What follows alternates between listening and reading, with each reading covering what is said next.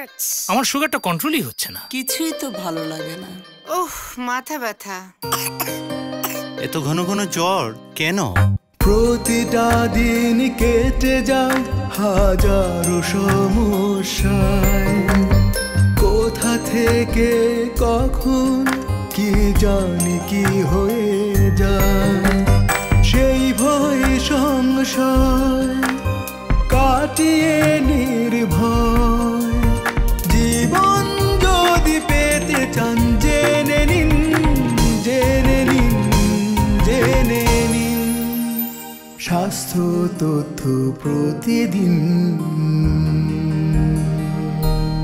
Health টক USA, স্বাস্থ্য তথ্য পরিবেশনায় একটি অনন্য প্রয়াস। সুপ্রিয় দর্শক, হেলথ টক ইউএসএতে আপনাদের সবাইকে সাদর আমন্ত্রণ। আমাদের আজকের আলোচনার বিষয়বস্তু স্কিজোফ্রেনিয়া এবং আমাদের মডারেটর হচ্ছেন ডক্টর কায়সার চৌধুরী। আজকে আমরা এমন একটা বিষয় নিয়ে আলাপ করব যে বিষয়টি আমাদের দেশে এবং এইখানে অনেকেরই পরিচিত এবং এটা মানসিক স্বাস্থ্য সম্পর্কে। তো আজকে আমাদের সাথে আমরা আসার জন্য এখানে আমাদেরকে স্টুডিওতে আসার জন্য ধন্যবাদ জানাচ্ছি এবং পরিচয় করিয়ে দিচ্ছি আপনাদের সাথে। Doctor Pranay Roy, he is an attending in Lincoln hospital and long time he is doing the psychiatry practice.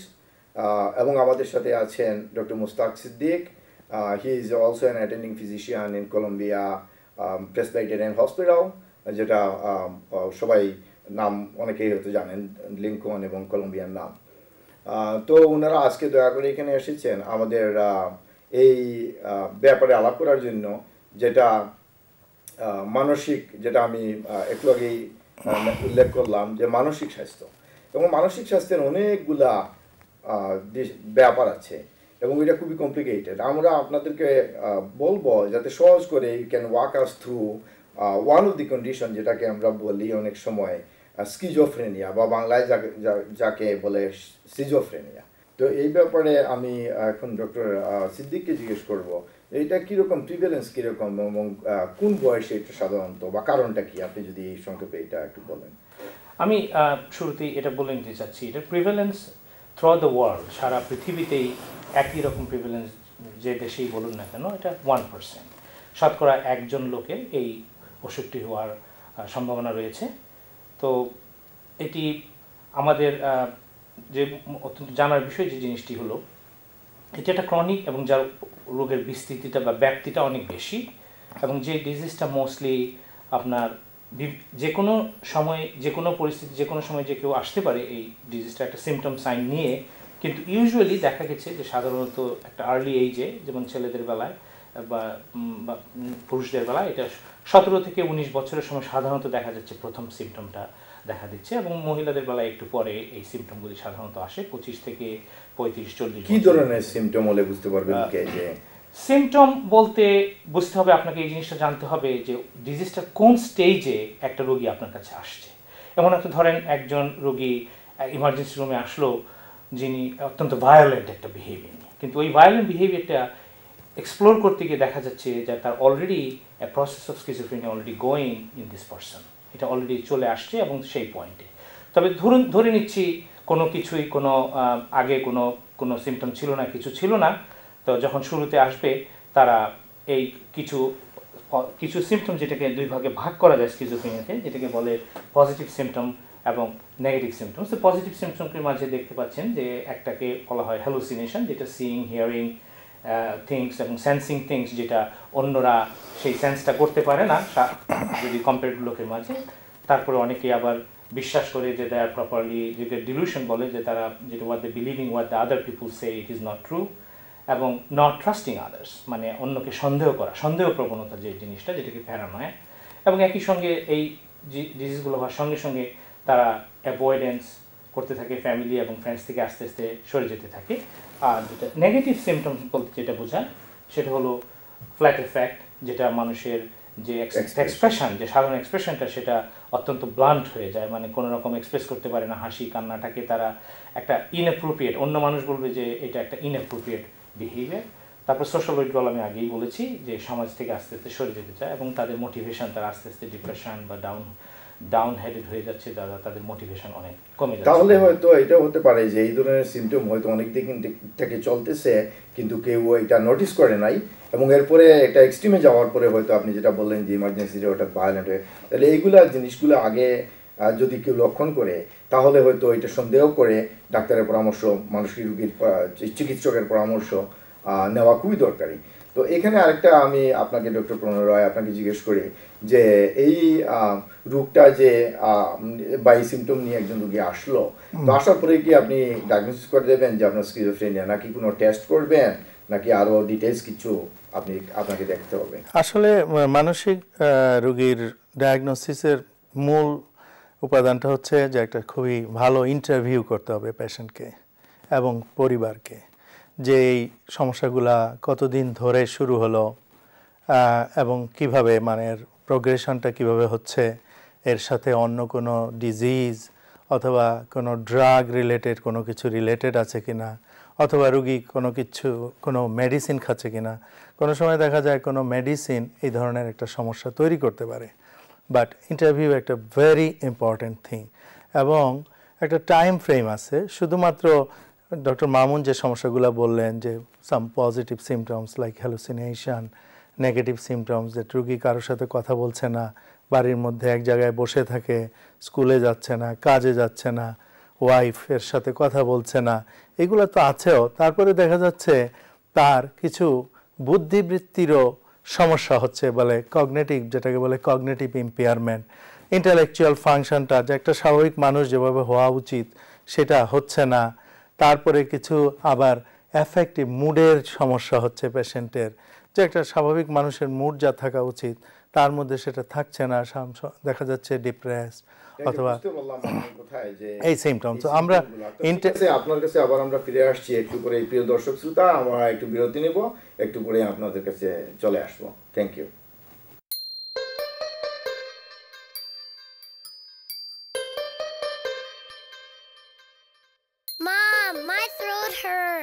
আমার সুগারটা কন্ট্রোলই হচ্ছে না। কিছুই তো ভালো লাগে না। উফ, মাথা ব্যথা। এত ঘন ঘন জ্বর কেন? প্রতিটা দিন কেটে যায় হাজারো সমস্যায়, কোথা থেকে কখন কি জানি কি হয়ে যায়, সেই ভয় সংশয় কাটিয়ে নির্ভয় জীবন যদি পেতে চান, জেনে নিন, জেনে নিন, জেনে নিন স্বাস্থ্য তথ্য প্রতিদিন। হেলথ টক ইউএসএ স্বাস্থ্য তথ্য পরিবেশনায় একটি অনন্য প্রয়াস। ধন্যবাদ আপনাদেরকে। আবার ফিরে আসলাম আমরা আলোচনায়। তো ডক্টর রয় বলছিলেন যে যে সিমটম সাইন যেগুলা ডায়াগনস্টিক ফর স্কিজোফ্রেনিয়া, হিস্ট্রি তো নিলেন, এর সাথে কি আপনারা আর কোনো ধরনের কোনো পরীক্ষা করবেন? তো আমি শুরুতেই একটা জিনিস বলে নিতে চাচ্ছি এখানে। একটা নর্মাল ব্রেইন যে দেখতে পাচ্ছেন, এর বিভিন্নভাবে ভাগ করা, বিভিন্ন এটা এক্সটেন্সিভ একটা অনেক রিসার্চের ব্যাপার এটা, যদিও কিন্তু একটা সাধারণ কথায় বোঝা যায় যে এটা একটা নিউরো ট্রান্সমিটার, যেটা একটা কেমিক্যাল জিনিস, যেটা আমাদের ব্রেইনে যদি অতিরিক্ততার কারণে কোনো এরিয়ায় অতিরিক্ততার কারণে, কোনো এরিয়া আবার সেটা ডেফিসিয়েন্সির কারণে এই বিশেষ করে এই সিমটমগুলি হয়, যেটাকে বলে ডোপামিন। এবং এই জন্য অনেক রিসার্চ আজকাল হচ্ছে জানার জন্য, আরও স্পেসিফিক করার জন্য যে কোন এরিয়াতে কোন হরমোনটা বাড়ছে বা কোনটা কমছে সেটা দেখার জন্য কেমিক্যালসগুলি বলতে পারেন। এর পাশাপাশি আপনি দেখতে পাচ্ছেন যে এখানে একটা ফ্যাট স্ক্যান, যেটা যদি দেখেন এখানে ভালো করে, এখানে উইদাউট স্কিজোফ্রেনিয়া এবং উইথ স্কিজোফ্রেনিয়ার ডিফারেন্সটা তো দেখতে পারেন। এখানে যে ব্লাড সাপ্লাইটা কমে গেছে, এদিকে লাল অংশটা একটু কমলা হয়ে এসছে এখানে, প্লাস এই যে ভলিউম, যেটা ভ্যাকিউমটা বড় হয়ে যাচ্ছে, ব্রেইনের যে সেলগুলি নষ্ট হয়ে যাচ্ছে, এবং ঠিক একইভাবে তার পাশাপাশি যে ব্রেইনের ভলিউম যেটা থাকছে, স্কিজোফ্রেনিক ব্রেইনের ভলিউমটা কমে যাচ্ছে নর্মাল ব্রেইনের চেয়ে। তো এই জিনিসগুলা সাধারণত, যদিও আজকাল রিসার্চ স্টেটে গেলে হয়তো অনেক প্যাচ স্ক্যান অনেক কিছু করে, কিন্তু সাধারণভাবে জানার জন্য আমরা একটা বেসিক ওয়ার্কআপ যেটা করি, পাশাপাশি অনেক একটা সিটি স্ক্যান করার দরকার হয়, কারণ জানতে হবে এই ধরনের সমস্যা দিয়ে হয়তো ব্রেইনের কোনো টিউমার বা এই ধরনের কোনো কিছু থেকে আসছে কিনা। আর সাথে সাথে জানতে হবে যে সিজার আছে কিনা রোগীটার, এটা সম্পর্কে একটা ভালো নিউরোলজিক্যাল এক্সামিনেশন খুব ভালো করে প্রয়োজন আছে, যা প্লাস জানতে হবে রোগীটা অন্য এই ধরনের কোনো ওষুধ খাচ্ছে কিনা, বা একটা ড্রাগ স্ক্রিন করা যেতে পারে, দেখা যেতে পারে যে অলরেডি তারা কোনো ড্রাগে আছে কিনা, পার্টিকুলারলি কোকেইন বা পিসিপি, যে সমস্ত ড্রাগ থেকে এই সিমটমগুলি একেবারেই স্কিজোফ্রেনিয়া আসতে পারে। এগুলা ছাড়াও এগুলো কি মারিওয়ানা বা আমাদের দেশে যেগুলো হাসিস যেগুলো ওইগুলো থেকে হতে পারে এই ধরনের সমস্যা, যে কোনো রকমের ব্রেইনের অ্যাক্টিভিটি অ্যাবনর্মাল হতে পারে এবং যেটা মনে হতে পারে স্কিজোফ্রেনিক প্রেজেন্টেশন বা অন্যান্য মেন্টাল ডিসঅর্ডারের মতো মনে হতে পারে, কিন্তু জানতে হবে যে স্পেসিফিক্যালি কিছু জিনিস আছে যেটা পার্টিকুলারলি, যেমন একটা পিসিপি একটা ড্রাগ যেটা খেলে একজন যে কোনো কমপ্লিটলি হ্যালুসিনেশন যে জিনিসটাকে বলে, যে কমপ্লিটলি আউট অফ রিয়ালিটিটা আছে, এটা খুবই কমন।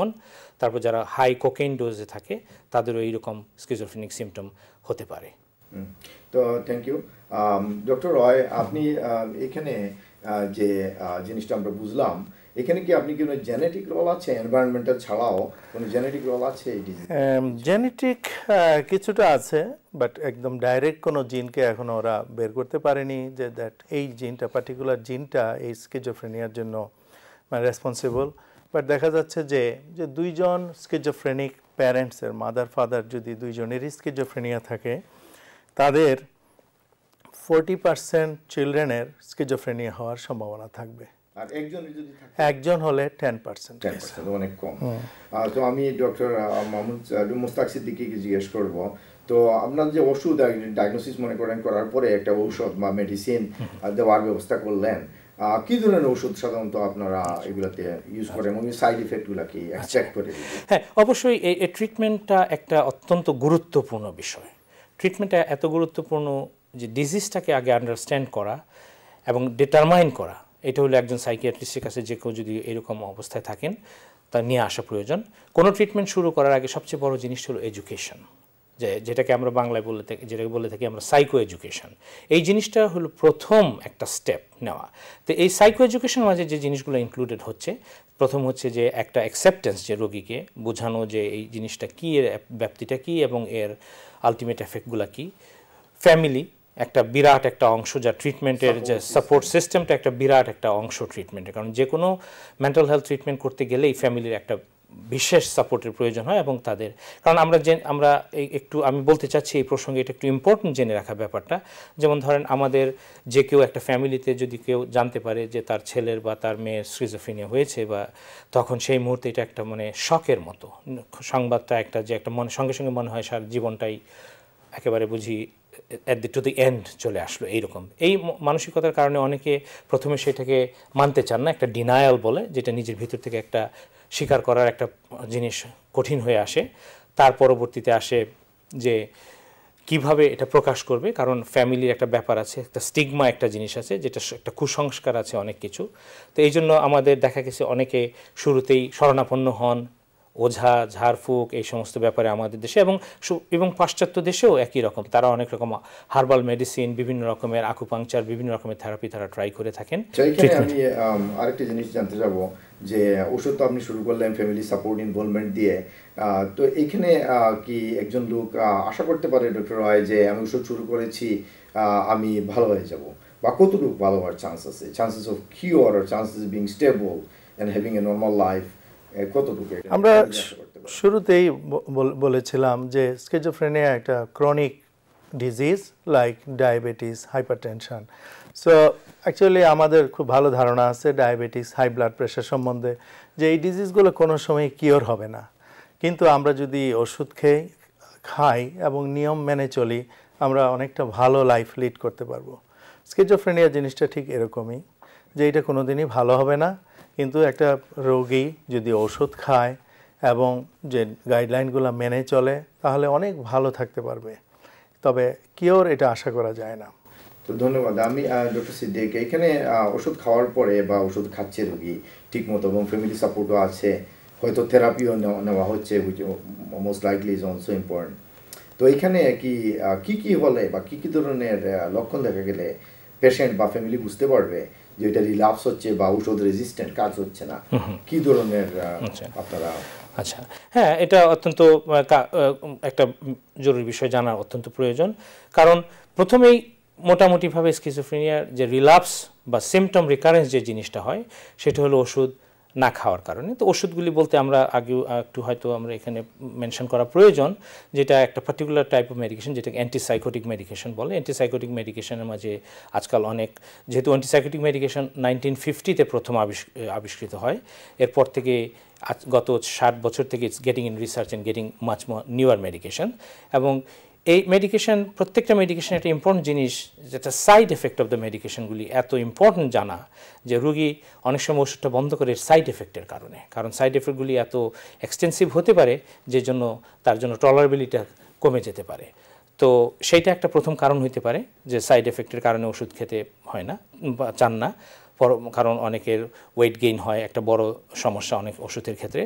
অনেক সময় তাদের মেন্টাল কনফিউশন, মানে তারা একটা স্লো ডাউন নিজেদেরকে ফিল করেন, তারা ওষুধ নিতে চান না। প্রিয় দর্শক শ্রোতা, আমরা একটু পরে আপনাদের কাছে আবার ফিরে আসবো এই ইন্টারেস্টিং ব্যাপারে আলাপ করার জন্য। ধন্যবাদ, আমাদের সাথেই থাকেন।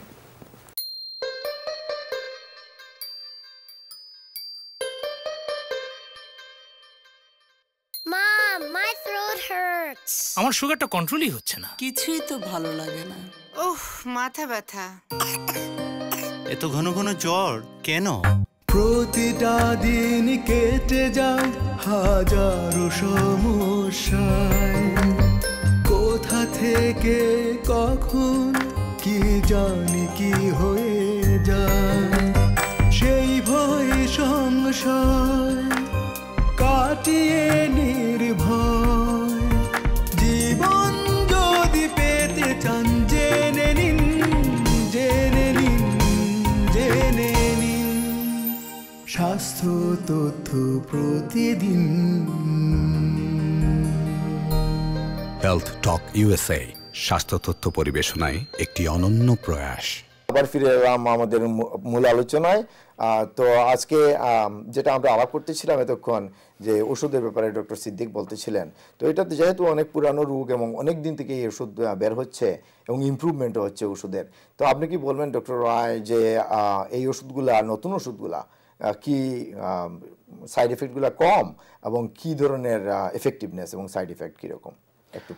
হ্যাঁ, অ্যাকচুয়ালি এটা খুবই ইম্পর্ট্যান্ট স্কিজোফ্রেনিয়া চিকিৎসার জন্য। ইন জেনারেল রোগীরা নন কমপ্লায়েন্ট, ওষুধ খেতে চায় না। তারপরে যদি ওষুধগুলো কোনো পার্শ্ব প্রতিক্রিয়া তৈরি করে, এটা আরও প্রবলেম একটা পেশেন্টের জন্য। তো এই কারণে রোগী আরও বেশি ওষুধ খেতে চায় না। সো ডক্টর মামুন আগেই বললেন যে 1950 সালে প্রথম স্কিজোফ্রেনিয়ার ওষুধ বের হলো, ওইগুলোকে বলা হতো ফার্স্ট জেনারেশন অ্যান্টিসাইকোটিক। তারপরে 80-90-এর দিকে অনেক কিছু নতুন নতুন সাইকিয়াট্রিক মেডিকেশন বের হলো, লাইক সেরোকুইল, অ্যাবিলিফাই, রেসপিরিডাল। এগুলো আসলে খুবই ভালো ওষুধ, পার্শ্ব প্রতিক্রিয়া অনেক কম in comparison to the first generation.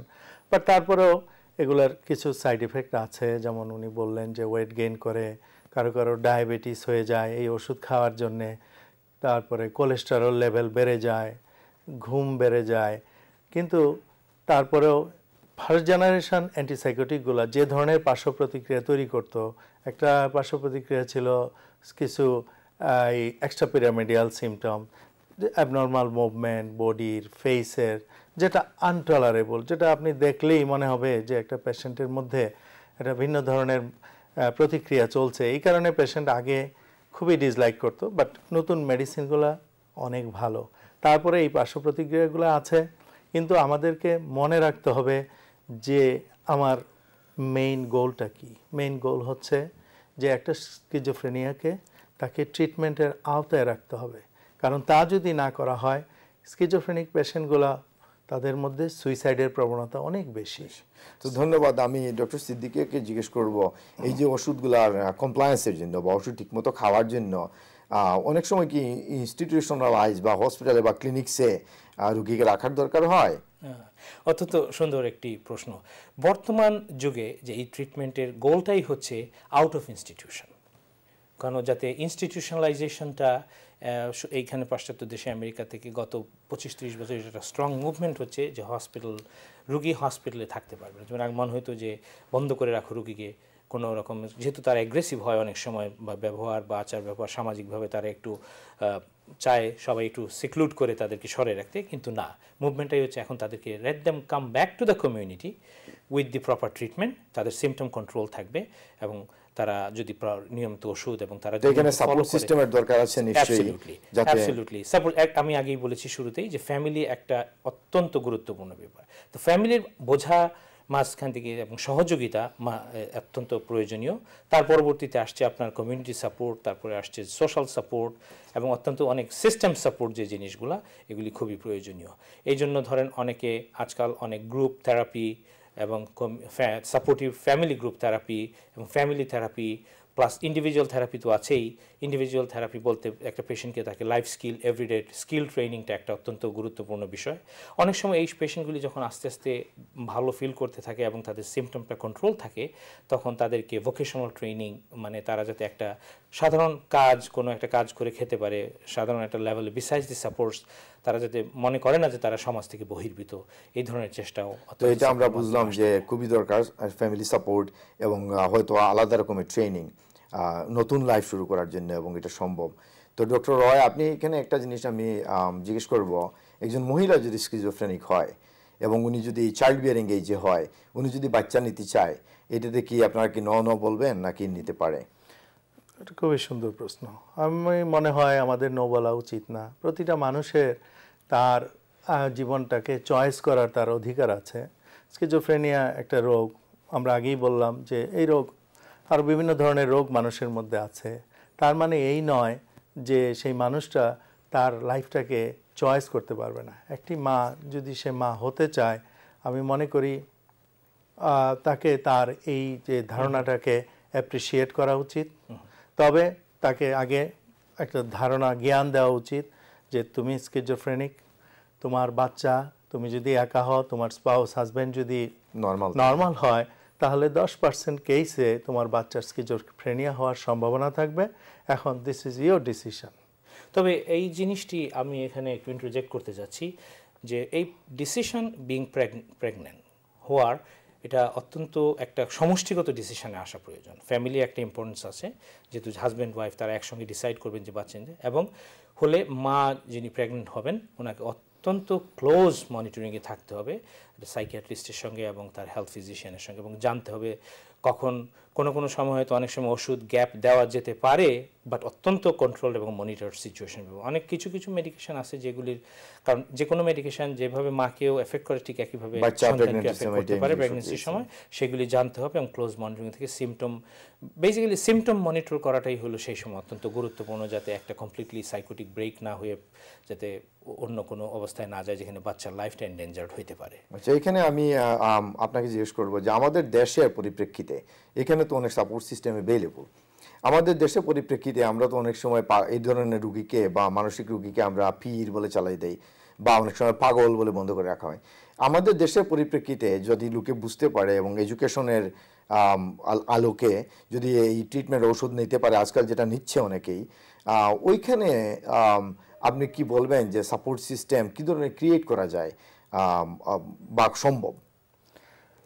Actually বিভিন্ন দিকে, অন্যান্য সাবজেক্টে, যেমন ধরেন deafness, same kind of problem, it is a lifelong problem also. ডেফনেসের জন্য বিভিন্ন ধরনের থেরাপি হয়েছে, তারা ন্যাশনাল ওয়াইজ একটা সাপোর্ট গ্রুপ তৈরি করেছে। স্কিজোফ্রেনিয়া হিসাবেও আমরা একটা ন্যাশনাল ওয়াইজ একটা সাপোর্ট গ্রুপ তৈরি করতে পারি, যে আসলে একটা স্কিজোফ্রেনিয়া এটা একটা ডিভাস্টেটিং একটা পরিবারের জন্য। সো যদি একটা ন্যাশনাল ওয়াইজ একটা সাপোর্ট গ্রুপ থাকে, তাহলে যে কোনো পরিবার ওই গ্রুপটার সাথে যোগাযোগ করতে পারে। তারা এটা পলিসি থাকা উচিত, সাপোর্ট সিস্টেম গভর্নমেন্ট একটা পলিসি করবে।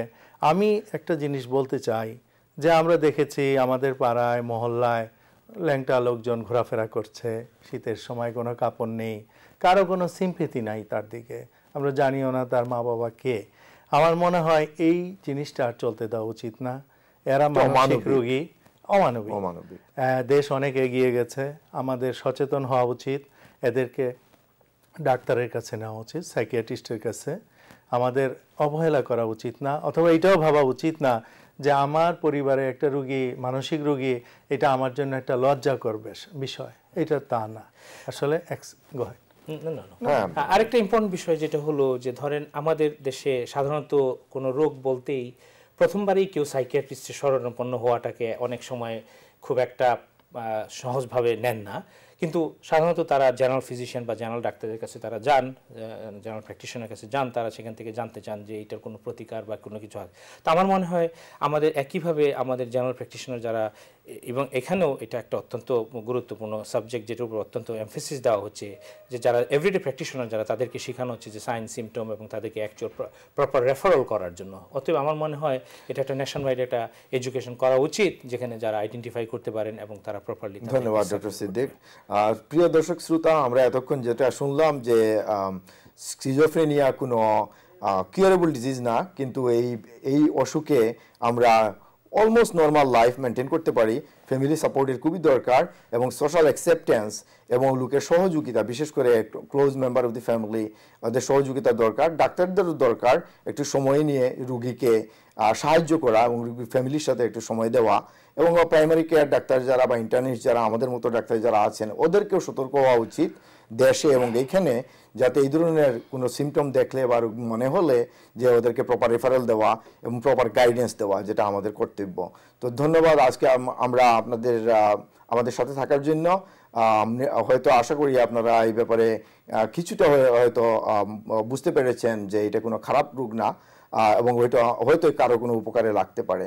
তো আপনাদেরকে ধন্যবাদ জানাচ্ছি, ডক্টর প্রণয় রয় এবং ডক্টর মুস্তাক সিদ্দিক। ধন্যবাদ। আপনাকেও ধন্যবাদ। ধন্যবাদ। প্রিয় দর্শক, এতক্ষণ আমরা স্কিজোফ্রেনিয়া কি, কেন হয় এবং এর চিকিৎসা কি, এই সম্পর্কে আমরা আলোচনা শুনলাম। এই আলোচনার বাইরেও আপনাদের অনেক প্রশ্ন থাকতে পারে, সেক্ষেত্রে আপনারা আমাদের ওয়েবসাইট www.globalhealthmedia.us ভিজিট করুন। আগামী সপ্তাহে আপনাদের কাছে আসার প্রতিশ্রুতি জানিয়ে আমরা বিদায় নিচ্ছি। আপনাদের সবার প্রতি রইল আমাদের শুভেচ্ছা।